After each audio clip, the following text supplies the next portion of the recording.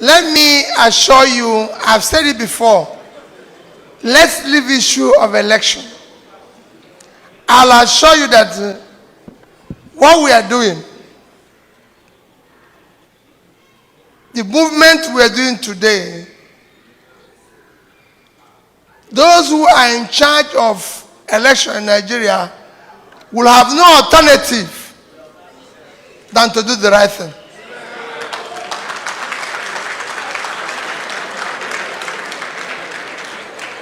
When I ran for governor in Anambra State, it was like this. But eventually, they found out that they had no alternative. And I assure you, this will happen. On issue of ports and customs, somebody asked. I have visited about 6 countries. Today, Nigerian Ports Authority, which is supposed to be one of our great revenue generating agencies, is not doing or contributing up to 50% of what is expected from them. And also, issues we talk about customs. Customs live in the same society as political leaders live.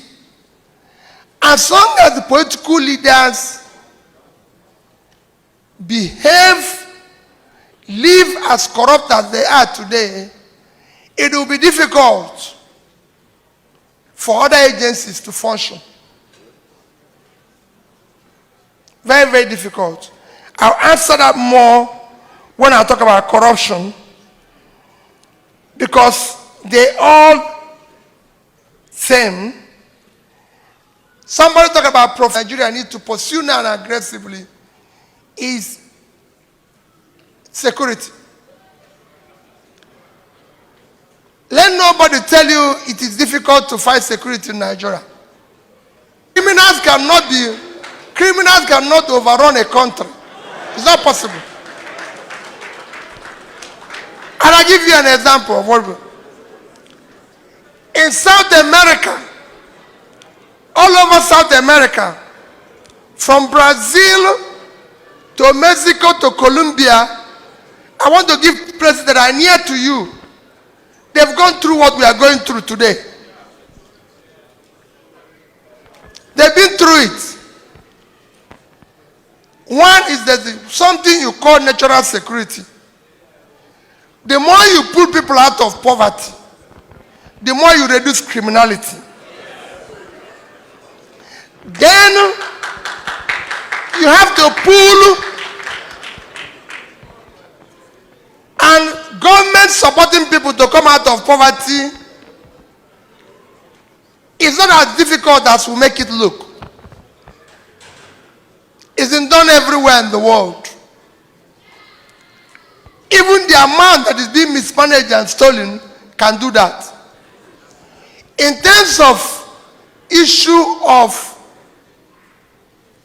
facing the remaining, Nigeria is, in terms of all our security agencies, the number of personnel is low, they are unequipped for the job. I was in Egypt. Egypt is a country of 100 million, and they have over 1 million police. Nigeria is 200 million, and we have 320,000 police. And I can tell you, I don't know whether any of you listen to the governor of Katsina. He says that the number of police in Katsina is 5,000. The whole of Katsina. And that you go to a station, you see 30, and they have only 10 guns. So even out of the Even out of the 320, one is that out of the 320, about 70,000 are following people around. We shouldn't be, including myself. Then the remaining 250, you now use the same ratio you use. You find out that only about 80,000 are armed. It won't work. We need to increase the number, and we need to immediately start state police.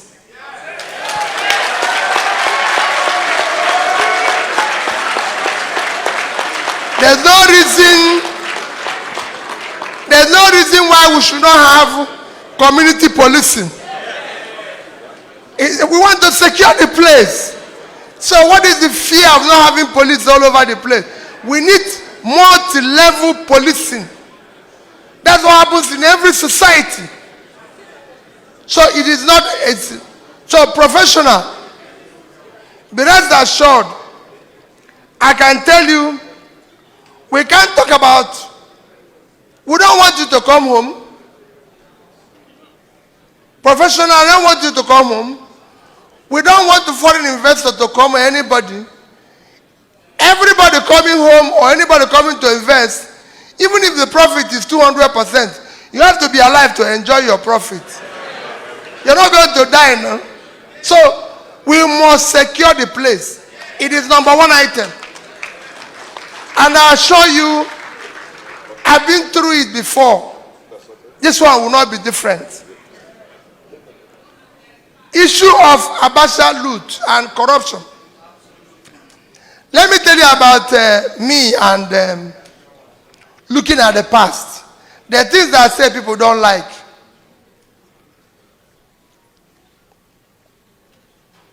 If I'm serving today, if you say Peter Obi is the president tomorrow, don't think I'm going to spend my time looking at the back. Let me finish.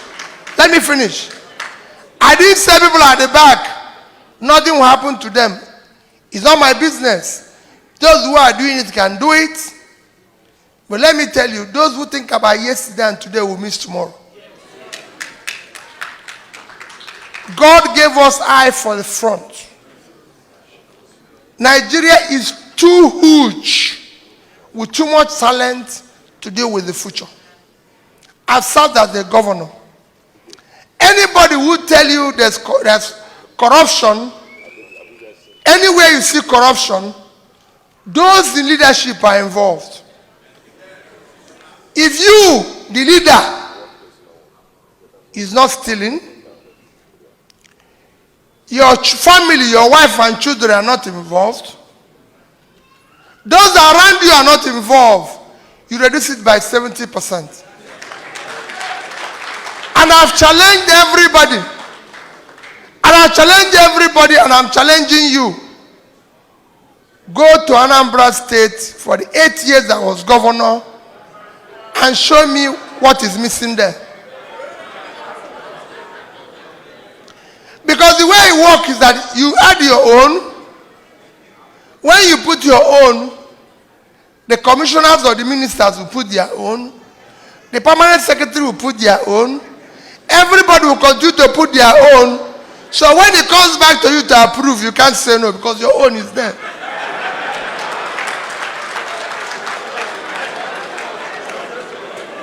If your own is not there, it's impossible. It couldn't have been possible for Anambra State. In 8 years, we did not borrow money. We didn't borrow money from anybody. We paid whoever we were owing. And I say it, and all of you, it is in banks in Nigeria. You have contacts in all those banks. It would have been possible for me to leave office, leaving $150-something million, and over 30 billion naira. You know, there are monies nobody said I should keep them. So if you're not stealing, and that goes with what I'm saying about cutting the cost of governance. The cost of governance in Nigeria is totally unacceptable. It is not possible. There's no way. If you wake up tomorrow morning and anybody sees the Prime Minister of Canada in 30-something vehicles on the road, I don't think he will remain the next day. Will he? That is the crisis we face. I don't think anybody has seen the wife in convoy. No, it's important you know this. This is the crisis we face.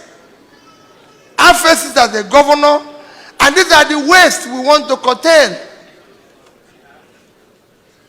When I was governor, I faced the fact that the people say, oh, you're the only governor without office of first lady. I'm very close to my wife. 2 of us live in the house and everything. But throughout the campaign, just like I'm going now, she never campaigned. Nobody voted for her. And suddenly, she appears from nowhere and being catered for government.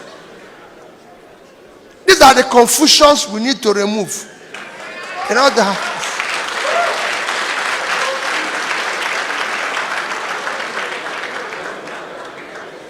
Issue of National Assembly. You're talking about National Assembly. Let me tell you. National Assembly is not a problem. I governed Anambra State without having one member of House of Assembly from my party. Initially, it was a difficult one. When they realized where I was going, everybody, the society took over. I can assure you, National Assembly will not be a problem. When I put what I'm going to do for the people of Nigeria on the table, they will have no alternative than to follow it, or Nigerians will.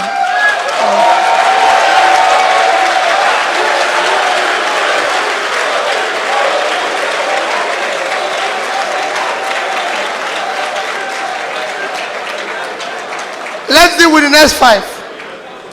All right. Thank you, Your Excellency. This question is from Yo-Yo Common Sense Sister. What is your plan, policy for gender equality?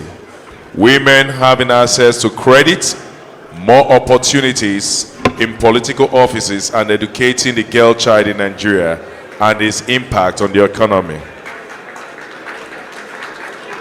This is from Buki Ojo. What will it take you to do restructuring, tribal segregation, and religion? This is from Igbo Union of Canada. How can you solve the problem of power sector differently from previous government? What? How can you solve the problem of power sector differently? Power. Yes, power sector. Yeah, the power sector differently from previous government.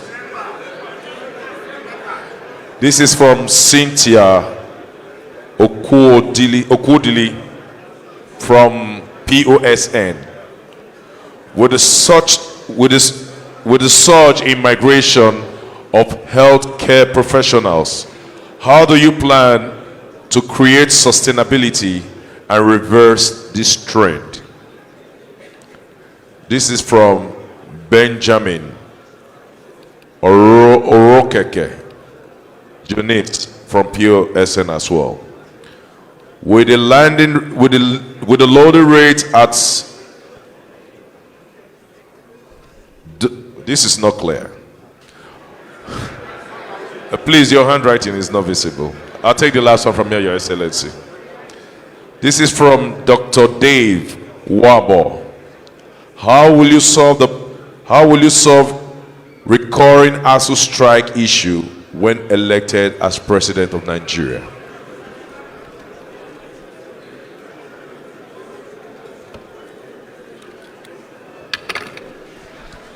Okay.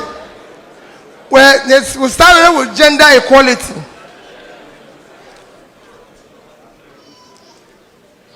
It will surprise you that I will say what I'll do, and I'll give you an example of where it's happened before.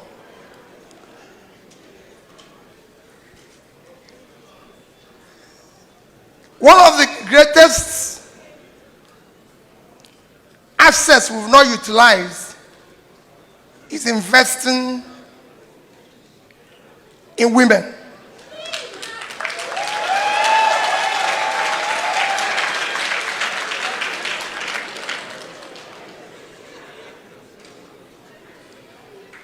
If you invest, men, I'm telling you, this is very serious.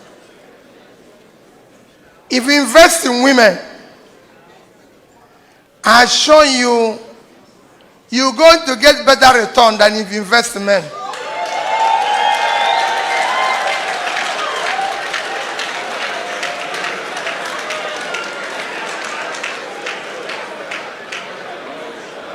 Because why? Women will always care with whatever they make. Of course, I don't need to tell you about my own success as governor. I can tell you, before I became governor, I was chairing one of the successful banks in Nigeria. My people I work with are here. Our treasurer was a woman. Our risk officer was a woman. And I'm the chairman. These two persons will always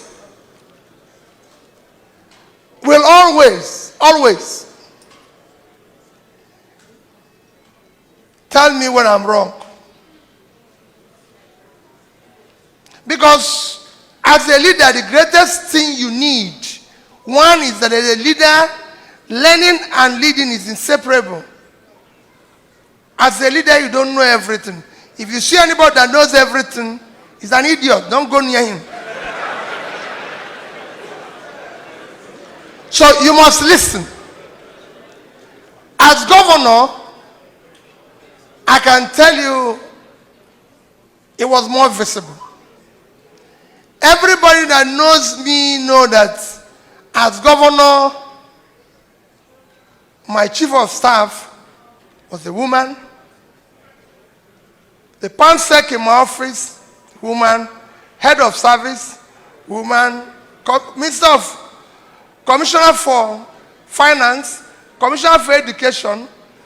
In fact, it's just not any of you who have known me closely or watched what I did will tell you that it wouldn't have been possible without people like Mrs. Wandu, Stella Okuna, and this. You can't say anything wrong in where my chief of staff is. Never. She will not allow it to go. She will tell you, no, no, no. You can't do this. And all women. Until today, that's how they are. In fact, every now and then, everybody knows they're coming to a meeting and say, it's time to sack all of it. They are ready to go. So it is important when we talk about gender equality, we should actually invest in women and give them the responsibility. I think even the Nigeria have had enough of men. Now we probably need a woman to solve the problem. Single-handedly, Ngozi Wala was begging and crying to all of us as governors. To what we are going today, she saw it coming. She was crying. Go and read her book. Fighting Corruption is Dangerous. She was begging us when we had over 20 billion naira in sovereign wealth fund, in SS crude account. He said, allow me to save this money And I'll be able to build up to 50 billion in that account, and we have reserve of 50 billion, the country will be stabilized. The governors refused. All of us refused. All of us. But I must say, the book is very clear, page 61. It was very clear. It said, Governor Obi, who supported saving, was not supported by his colleagues. Every country in the world saves. Every human being saves for the future, except Nigeria.